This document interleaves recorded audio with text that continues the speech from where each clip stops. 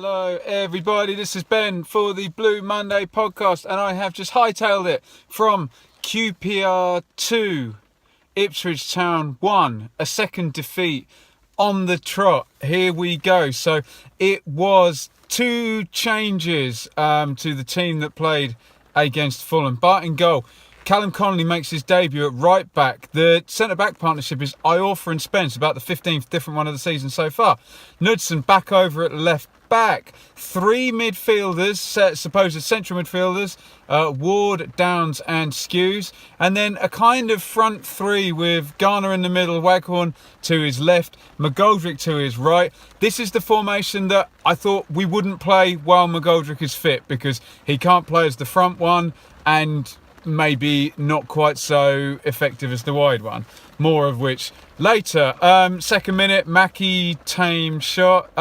Noticeably, the thing we see at the start is Skews is the furthest forward of the three midfielders.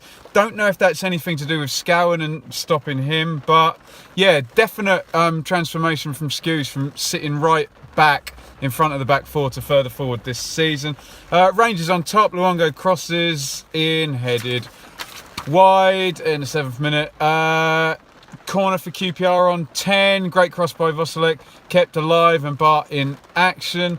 McGoldrick and Waghorn swap the wings over on 15 minutes. Doesn't last long. Mick is kind of tinkering for the whole of the first half. McGoldrick puts Garner through. He's offside but smashes it in. I think Smithies did stop. 29th to 30th minute, there's a real basketball back and forth. Starts with an attack from McGoldrick. He's in a 10 position, puts Knudsen away down the left. His cross goes all the way over. Ward puts the second one, and McGoldrick can't really get, it's a floaty cross, can't really get anything on the header, heads it straight at the keeper. Downs lets Freeman in. His shot is well saved by Bart. Garner's then in a really good position up the other end as the game gets stretched. Can't find McGoldrick, undercooks the pass, and then a long ball over, and Iorfa with a last ditch tackle just to sort out, I think it was either Mackie or Washington, I don't remember. Downs takes a yellow card on 33. Scowen with the run and the kind of mishit cross. Bart touches it over. ITFC win a corner after a great break from Downs. He kind of takes it out of midfield and, you know, does this drive forward that we've seen a few times.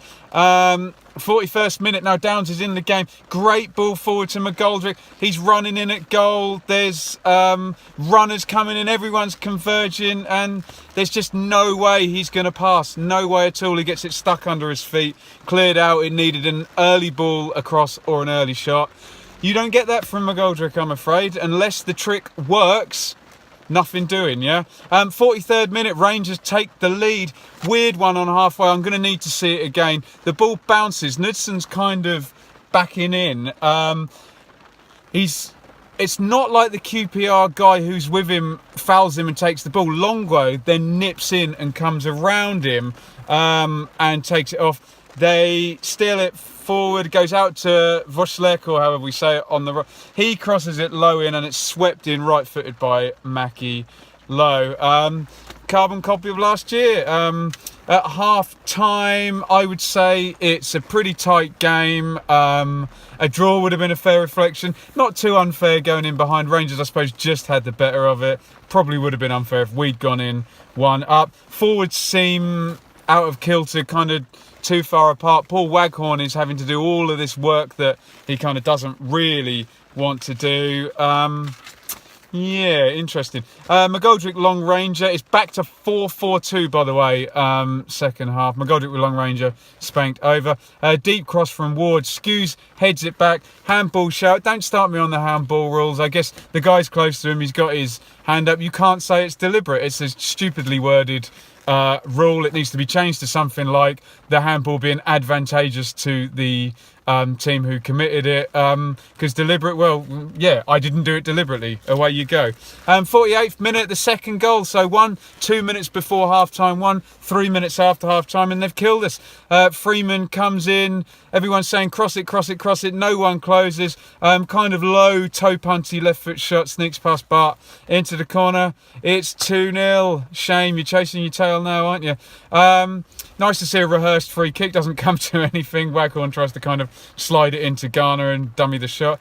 Now Waghorn plays McGoldrick in. We know in these positions he's not got the power to pace to accelerate away. He's not got the power to take the shot, and it's a weak shot.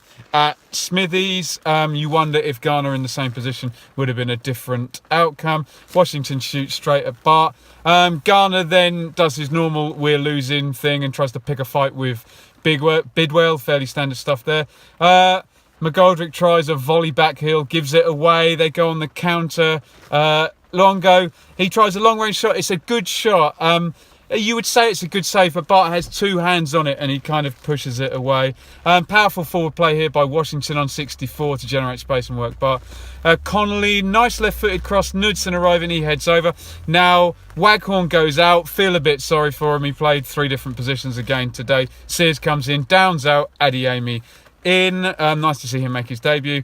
Mad scramble from a QPR corner. I think it falls to one of the centre halves. Garner makes a full-length mega tackle. Superb block by him. Ward comes out. Now Selina goes in. So now it's a 4-4-2. Sears is on the right of midfielder. Selina's on the left. Vosselek goes out. Wheeler goes in. Double corner for QPR here. Second one falls to Wheeler. Should get his shot on target and test the keeper. Mackie out. Smith in. Washington out. Luar in. Smith immediately causing a problem for Spence and Iorfa with his height. Luongo gets the better of Skews, runs, tries a curler, good effort just wide. 88th minute, Selina rushes over to take a quick throw in, takes it short. Knudsen gives it straight back to him. Ipswich players are lined up in the box. Selina comes in off the line. He takes it past another one and he fucking smashes a right foot shot in. Very similar to the similar distance to the Tom Lawrence goal. I suppose QPR love Ipswich coming if they win 2-1 every year and they get to see a wonder goal. Great goal by Selina. We love to see that. Can't say anything more. Jonas Knudsen now has 3 assists for the season. Unbelievable scenes. Freeman with a lovely professional foul on Sears to take a yellow card. 90th minute, it's all mad and scrambly now. There's 5 minutes stoppage time gone up. Long ball goes in. Connolly comes in at the back post, tries a right-footed volley. There's 2 Rangers players there. They defend it well to block it out. Here's the chance though. Free kick comes in. Iorfa heads it on. Comes down to Adeyemi. It's a mad penalty box scene. Does all he can, kind of controls it up off the knee, won't fall down, and he puts his volley over. You would say well defended by Rangers. Connolly takes the yellow card. Rangers see the 5 minutes out. So it's a second league defeat in a row for Ipswich. Probably on the balance of play, Rangers deserve to win that. It was the 2 guys in midfield that won in the game, Luongo and Freeman. When they got the ball, they just did more with it than our midfield players and our kind of fantasy players, you know, our magic players are the guys who were going to create, did. I would suggest that individually we weren't that terrible. As a team, QPR, they still gave the ball away loads. They didn't play the greatest football, but they were first to a lot of the tackles. A lot of things, when you're sitting there as a fan and you think a lot of things are kind of going their way, little bounces off, that's normally because they're kind of just there first into the tackle. So that's what I'm going to kind of put that down to. Player for player, well, Bart couldn't have done a lot with either of the goals, I don't think. His kicking was fine and his command of the box was fine. Connolly looks tidy. It's the championship. It's Harem Scarum. He knows all about it. Iorfa was pretty good at centre half, and Spence was very, very much no nonsense, presumably following instructions there. Knudsen had a hard opponent in Vosselek. I don't think there's anything in the goal coming down his side. I think he's a good defender, and he's certainly improved a lot this season. The midfield 3 was interesting. Ward, neat and tidy, but they really, Scowen, Luongo and Freeman really dominated that area. I'm enjoying Skews this season. He's a bit further forward, kind of leading the press and not dwelling on the ball and making a play. I don't think he played badly. Downs is an interesting one. I was getting pretty pissed off with him for about the first half an hour. It looked like he was kind of out of his depth. But then he does certain things where, you know, he flits from being really effective and, you know, that drive forward in the second half. Lovely ball for McGoldrick to set up that chance. I think he just needs the more experience to build up, and it's just tiny little things that where he's just slightly in the wrong position. And, you know, I think he was just outdone by some more experienced players today. But it's coming together, but it's not quite there yet for Downs. Waghorn, I feel sorry for. Like I say, he's kind of flitting from forward left to forward right into midfield. Hasn't still had a chance to play up front for Ipswich, and he's still got those 4 goals. Garner does a really good job. He's a battering ram up front. McGoldrick, I know he's our fantasy player, our magic player.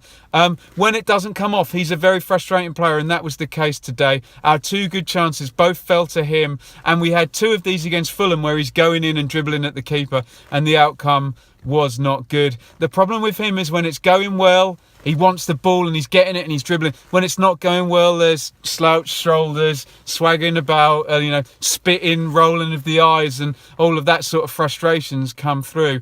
If you are that magic player, you have to make it count when you get the chances. And the shout now is going to be, Selena comes on, 5 minutes left or whenever it was he came on, comes in from the right, scores that absolutely. When does he even come on? I'll give you the exact time. 75. Does that magic thing. Okay, you could argue that McGoldrick might have softened them up or whatever, but who's had the more effect today in these fantasy positions? And this was something Tom Lawrence did last year. You can argue, McGoldrick looks prettier and does this, that and the other, but it's the championship. It's a long old haul. You just got to put those numbers on the board. You got to get those goals, those assists and those points. And there's going to be a cry now for Selena to be coming in. I don't know whether it'll happen. We'll see. Who's next? Bolton next Saturday. We'll see. It's the sort of game he could start, but Mick doesn't seem to want to play him wide, and I suppose it's McGoldrick who's in that position now. There's a lot of people want that position up front with Garner, and we will see how it pans out. Let me know what you think of what I've said in the comments. If you think I'm way out, if you think I'm bang on, let me know what you think. Interested in your opinion. Thought Rangers deserved the win. Looking forward to Chambers coming back, and I think it's the midfield area where we've lost the games in the past couple of weeks. Let me know if you agree. Follow me on Twitter at Benjamin Bloom. Subscribe to the Blue Monday podcast, Apple Podcasts, iTunes, wherever you do that, and subscribe to this here YouTube channel, and we'll see you very soon. I'm sure there'll be something come up in the week and we'll do a video for that. Over and out.